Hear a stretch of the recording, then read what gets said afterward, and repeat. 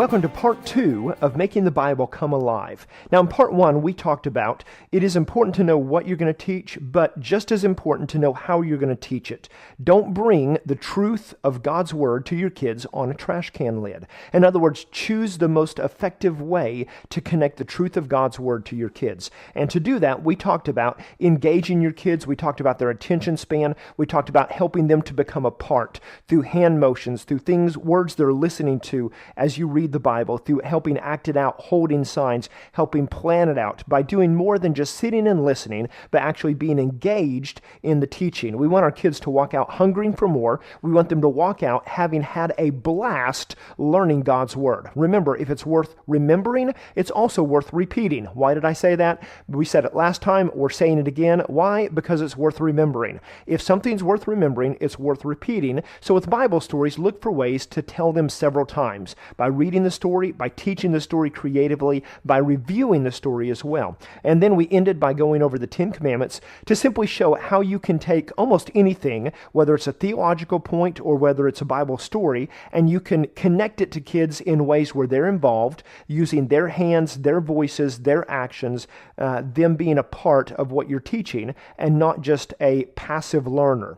And so now we're going to move on. We want Jesus to be the most fun part of life, and we want learning about Jesus to be incredibly fun. We want it to paint a picture. And so as you act out stories, there's a few things you can do to enhance the fun, to help give it kind of some of a humorous edge. So let's say you're going to teach the story of Adam and Eve. So you call up Adam, you call up Eve, and what are you going to do? Well, you change their look a little bit. So maybe you put a long girly wig on Eve, or a wig on Adam, or maybe at first you put the girly wig on Adam and you put the little short-haired wig on Eve, and you're like, Adam and Eve, and you're like, something's not right here. So you switch the wigs, or maybe you give Eve a long wig and you give Adam a mustache, or maybe you've got you're teaching a story on Moses, and so you put a staff in his hand and you let him dress up. There's ways that you can do more than just have your kids come up and hold signs, but you don't want to do it every week. You want to keep it fresh. You want to keep it alive. I know over the years we've built up a stock of different wigs,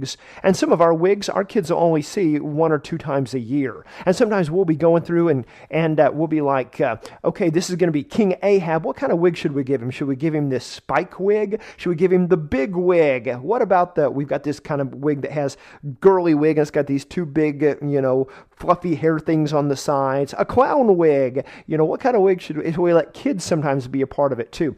And it's just fun. It adds that extra kind of taste of life, that extra, it's one thing to teach a Bible story well, and something else to teach a Bible story that's polished. And it adds that kind of quality of excellence and fun where you're engaging your kids, you're drawing them in, you're setting the platform to get them to where you want them to be ready to receive the story that you're going to tell them. And so as you use volunteers, feel free. Have some fun with them. Give them things to hold, mustaches, wigs to wear, things like that. Use sound effects. Sound effects are great. And there's so many Bible stories that involve sound effects. I mean, things with wind, with storms, with waves. Just think of all the stories that there are. And so Jonah is an incredible story. And in fact, in the next session on Making the Bible Come Alive, and it's really not titled that, it's audio recordings of us telling Bible stories live. And one of the stories on there is about a 9-minute story of Jonah. And basically in that story, what we do is we take the kids and we divide them into a couple of different sections. And so we assign this section, you're going to be wind, make a sound like wind. And over here, you're going to be waves, so make a sound like splashing waves. And now back to this side, you're making wind, but you're also going to be the splash. So when I say splash, make a sound like a splash, and they make a sound like a splash. And this side over here, you're going to be a swallow, make a sound like a swallow. No, not the bird, not tweet, tweet, tweet, but gulp, yeah, gulp. And so you're giving them different sound effects. And so you've got wind, you've got waves, you've got splash, you've got swallow. Have everybody hold up their hand and go gulp, gulp, gulp, gulp, gulp, gulp. And there's going to be a point where something's going to sink, and you're going to make this sound here. And then we need everybody do rain. Put your fingers on your lap and kind of do your fingers. Now your hands, and there's this pitter patter, and that's rain. Okay, now thunder, and everybody goes and lightning. And of course, lightning doesn't make sound, so you can joke with them. Oh wait, there's no sound with lightning. Thunder is the sound of lightning, but it's bright. So blink your eyes, so there's thunder. and lightning, and your kids are blinking their eyes. And so make it fun. Give a bunch of sound effects. And then we use what we call a control tool in this. And you'll learn more about control tools when we, on that session about control tools. But a control tool is essentially where you say something and your kids repeat something back. And it's a way of getting attention. And in the story of Jonah, you're going to have your kids, they're making sound effects, and they're going shh, and they're beating their lap with their hands, and they're going making thunder and lightning. And Jonah, and the kids say, "Go, Jonah." And if it doesn't grab them all the first time, you do it again. And Jonah, go, Jonah. And it refocuses them to where it goes from really wild to listening and very still. I mean, it's a fun thing to watch. It's amazing. And actually, kids respond better to this than adults. It's always fun to teach adults because sometimes adults will want to keep going. They almost need a shut-off, but kids don't. They respond to that control tool so well. And so through it, here's another sound effect. Anytime I say Jonah, I want you to say, "Go, Jonah." And so now you've got these sound effects. You tell the story of Jonah. You know, they throw him overboard. There's a splash. He sinks down. Gulp, gulp, gulp, gulp. And then God sends a big fish to swallow. Gulp. Jonah, go, Jonah. And explain, what would you do in the stomach of a big fish? And then God gives the fish a stomach ache and spits him out. And what does that sound like? We don't need to practice that. We've all had plenty of practice. And so lots of fun ways. Tell the story of Jonah. Help it come alive. And you can listen to that telling in the next session on Bible Stories Live. And so, but the point is, give them sound effects. Jesus walking on the water, same thing. You can add sound effects. Jesus calming the storm, sound effects. Anytime there's a rushing wind, things with nature, animals, all sorts of sound effects. The nativity. Explain what kind of animals really would have been there. Assign out those animal parts. What do you think it sounded like? Okay, and let the kids do it. Now, what do you think it smelled like? You see how you can teach it without just saying it, but actually engaging the kids to help them become a part of the story. You also, when you teach, and this is very important, treat kids like people. Now, this isn't so much making the Bible story come alive as how you relate to kids when you teach. Kids are people, okay? Don't treat them as lesser people. They're simply people in a smaller package. In other words, I know a person, and every time he talks to kids individually or teaches them, and I don't see him teach kids a lot because it's not really what he does, but when he is around them, he raises his voice to this high octave and he slows kind of down how he speaks. And the way he even does his head when he talks to him is very, I don't know, if I was a child, it would be very demeaning to me because it's almost like as a child, I want to look at him and go, I'm a person. I'm not dumb. You don't have to dumb things down for me. Don't talk down to your kids. Don't give that high-pitched voice and where you talk to them as if they speak a foreign language. Talk to kids the way you would talk to an adult. Relate to kids in the same way. It's a relationship. Don't put this barrier between you that doesn't need to be there. Kids are very perceptive. They'll see whether or not you really want to connect to them. They'll see how well you listen to them. They'll see really how well you care about them. And if you really want the truth of Scripture to connect to kids, first connect to kids through relationship. I mean, when kids come in, I don't want them, the first thing that they see from me, I don't want it to be me up in front of a big group teaching a story. The first thing I want them to see from me is I know them by name.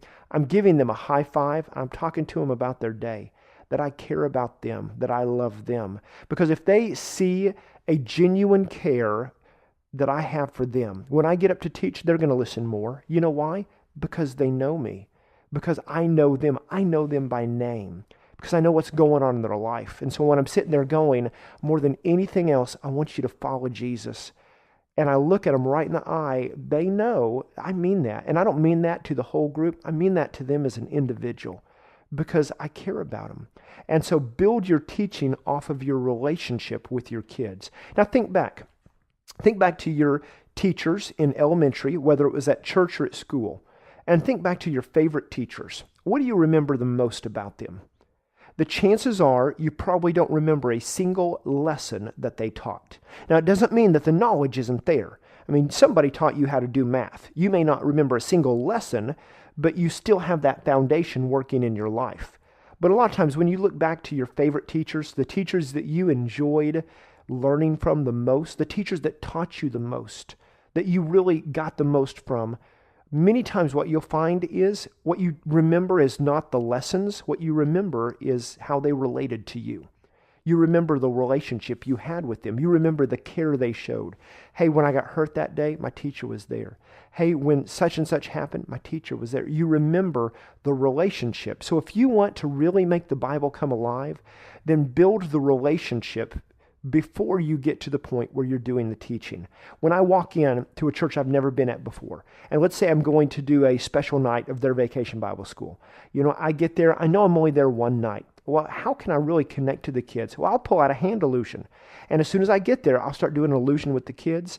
And the reason I do it is before long, I remember one church and kids were outside on the porch. Even before I got in and set up, I pulled out this ball trick, a hand illusion. I sat down and I did it. And before long, I had a huge crowd of kids around me. And they wanted to see it again and again. Well, I'd done it twice and I said, okay, now you're going to get to see more in just a little bit because I'm going to do some more illusions and we're going to learn something. We're going to have a great time. And you're going to learn some incredible things about Jesus tonight.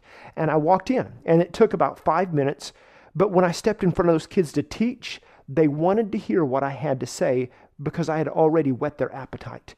I'd already gotten their attention, and actually I'd left them wanting more. And so when I got up, they were expecting, what's this going to be? What's going to happen? There was an anticipation and excitement that was built off of the relationship that I had made with those kids in that 5 minutes on the front porch. And so build the relationship and teach as a springboard off of your relationship. Also, let kids see how you deal with things. I remember when I was in 5th grade, I was in vacation Bible school, and I had a teacher. He was a college student. And one day he came to Bible school, and he shared with us that the day before, his mom had passed away. That his mom, she had been sick, but she had passed away. And it wasn't a surprise, but it was something that was very sad for him. And I remember one of the kids raised their hands, and he said, well, why are you here today? I mean, your mom passed away yesterday. Why are you here? And he said, and I remember to this day because it was so impacting to me, he said, I could have stayed home and just been sad. But I know where my mom is. My mom is in heaven. And I came because I care about you guys. And I want you guys to hear about Jesus. And I remember that impacted me. Here he was, one of my greatest fears growing up was that something bad would happen to my mom, was that my mom would die. And here I'm looking at a guy who has experienced my greatest fear, and I can see the tears in his eyes, and I can see that he's here still teaching us because he wants us to know about Jesus. Now, that impacted me. And when you go through hard things, when things in your life that you're dealing with them, be transparent with your kids. Let them know that, hey, this is what I'm going through. Pray for me. Now, you have to be wise. There are certain things that your kids don't need to know about. Like if you're struggling through marriage problems, you don't really want to sit down with your kids and say, hey, my wife and I, we were arguing about such and such. It's not, you want to be wise about the conversations you have. But if you had a bad day, somebody in your life passed away, somebody's sick, somebody went in the hospital, you're concerned about something, let your kids see how a godly person deals with unideal situations. Bad things happen to good people. I tell my kids that quite often because every one of my kids is going to experience that. And when something bad happens in my life, I tell them about it. Not long ago, my mom passed away. I got to experience, and maybe that's why that story is on my mind. A few weeks ago, my mom passed away. And I had been asking my kids to pray for my mom. I knew that she had cancer. I could see that she was getting more sick. She had decided not to have chemo. And I shared this with my kids. They walked through my hurt, my sorrow with me. And then I came and I shared with them, hey, this last Sunday, I told you that my mom was getting ready to go to the hospital. And within the next day, she was going back into the hospital. And I said, well, my mom never made it to the hospital. Between her bed and the ambulance, as they were moving her to the hospital, my mom passed away. And I told them about how, even in that situation, I saw the beauty of how this woman, who is now in heaven, my mom, of how she died in such a way that you see how God provided. Her fear had been that she would be alone, or that my brother would be there, and they would be by themselves. And I'd shared some of these fears with our kids. But here's a day, she didn't want to go to hospice. She didn't want to die in a hospital. She was getting worse. My brother couldn't take care of her anymore. And so what had happened? She had called her brother on the phone. They had talked on the phone. Her sister had just gotten there a few hours before. And they had even called the paramedics. They were getting ready to move her to hospice. And first to the hospital, then to hospice. And my mom was so scared of going into hospice. And so here they are. Her sister's there. My brother's there. The paramedics are there. They're joking with her. She's laughing. And then she passes away on her way to the ambulance. My brother wasn't alone. Look at how God answered so many prayers. She got to actually talk to her brother. Her sister was there. She got to actually say goodbye to them. She was laughing. She didn't have to go through the fear of going to hospice or dying in a hospital, which she did not want to do at all. And the Lord's timing of her going, as her son, I can say it was a beautiful thing, because I can see how God answered so many prayers and how compassionate God was. And I shared this in brief with our kids because I wanted them to see my mom is in heaven and I'm okay with that. Yes, I'm sad. It's okay to be sad. It's okay to cry, to feel that grieving. I feel it even now. But she's in heaven. There's a bigger picture. I'm going to see her again. So it's okay to let your kids go through situations with you, to ask them to pray for you. The first time I ever preached a revival, I was sitting there getting ready to preach. I was nervous. And I was sitting there and I told God, I said, Lord, I really wish I had somebody to pray for me. And in my heart, the Lord said, well, you're sitting next to somebody. Ask them. I looked over and there was a second grader. And so I leaned over to him and I said, hey, I don't preach very much. This is my first time really ever doing this, preaching night after night. I said, would you please pray for me? And he said, sure. And right there, he prayed for me out loud while the song service is going on. It's amazing what kids will do when we give them the opportunity. It's okay to let your kids pray for you. It's okay to let your kids minister to you. Part of this is that relationship. You thought back on the teachers that meant the most to you. It was relationship. Most of what you remember is probably about how they treated you, how they connected with you. Well, don't just teach your kids. Have a relationship. Connect with them outside the walls of the church. Give them a call in the middle of the week. It'll take 30 seconds, but it'll mean the world to them. Hey, Sunday, you said pray for your grandma. She's in the hospital. Well, I was calling to see how she's doing. Or you had a big test. I was just calling to find out how it went. Or the big ball game. Show up at their ball game. Wow. That'll mean the world to a child. It doesn't take long. It doesn't take a lot to make a child's day. In fact, you can stand there at the door of your room as kids come in, give them a high five, greet them, and by your words alone, you can make or break their day. There is power in what you have. So by your relationship, you enhance your teaching. Now, for your kids to walk out wanting more, here's a couple of other tips as well. One is your kids are going to mirror you. In other words, if you're excited about what you're teaching, they're going to be excited. If you're thrilled about it, they're going to be thrilled. If you're having fun, they're going to be having fun. If you're bored, they're going to be bored. If you're going through it, it's drudgery. It's going to be drudgery for them. Don't put them through it that way. They're going to mirror you. It's like leading songs. If you're 100% into it, they're going to be 100% into it. Let your kids mirror you. Also, encourage your other volunteers to mirror you as well. Your kids are going to mirror your other volunteers.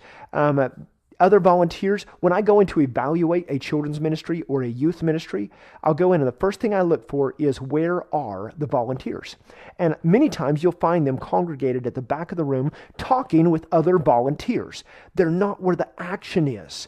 Great volunteers migrate to where their heart is, to where the action is. They're among the kids. They're sitting among the kids. They're involved with the kids. So in other words, you want to be a great helper and someone else is teaching, then as your kids are learning, you sit there and when they're calling back something and your leader says, who should be number one in your life? And all the kids say, Jesus, you're saying it with them. You're leading the way. Now you're not distracting by going overboard, but you're right there participating with them because why? Those kids are going to mirror you. And if you're not into it, they're not going to be into it. You're going to affect them by your attitude. If you withdraw to the back of the room, it's unhealthy. One, you've taken yourself out of where the action's going on. You ought to be right there with the kids in the middle of their learning, not withdrawn, not in a conversation with other leaders. Do that before the kids are there, do that after. But when the kids are there, you only have this amount of time to invest in those kids. Make the most of every moment, relating to them, encouraging them, teaching them, helping them.